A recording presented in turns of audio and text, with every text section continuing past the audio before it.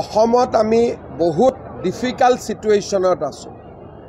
আমাৰ মাজত সোমাই যাব পাৰে আৰু যিকোনো কাম কৰিব পাৰে, কাৰণ ইয়াতে তেওঁলোকৰ পাৰ্চেণ্টেজ বহুত বেছি। গতিকে অসম বহু দিনলৈ সাৱধান হৈ থাকিব লাগিব আৰু আমাৰ ইয়াত যেতিয়া হ'ব তেতিয়া ডাঙৰকৈয়ে হ'ব।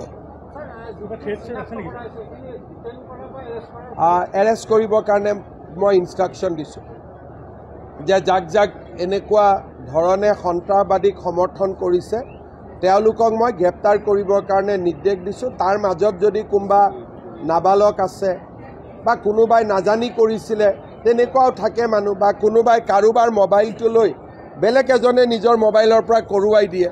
গতিকে ধৰক মোৰ মোবাইল আছে, মোৰ মোবাইলটো লৈ কোনোবাই কৰি দিলে, গতিকে আমি কোনোবাজনক ধৰিব লাগিব। সেইকাৰণে আমি নিৰ্দোষীক নধৰোঁ, দোষীক আমি ধৰিমো শাস্তিও দিম।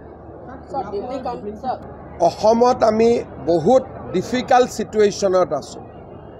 আমাৰ মাজত সোমাই যাব পাৰে আৰু যিকোনো কাম কৰিব পাৰে, কাৰণ ইয়াতে তেওঁলোকৰ পাৰ্চেণ্টেজ বহুত বেছি।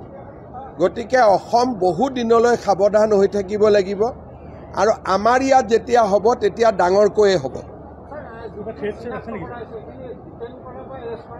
এৰেষ্ট কৰিবৰ কাৰণে মই ইনষ্ট্ৰাকশ্যন দিছোঁ যে যাক যাক এনেকুৱা ধৰণে সন্ত্ৰাসবাদীক সমৰ্থন কৰিছে তেওঁলোকক মই গ্ৰেপ্তাৰ কৰিবৰ কাৰণে নিৰ্দেশ দিছোঁ। তাৰ মাজত যদি কোনোবা নাবালক আছে বা কোনোবাই নাজানি কৰিছিলে তেনেকুৱাও থাকে মানুহ, বা কোনোবাই কাৰোবাৰ মোবাইলটো লৈ বেলেগ এজনে নিজৰ মোবাইলৰ পৰা কৰোৱাই দিয়ে।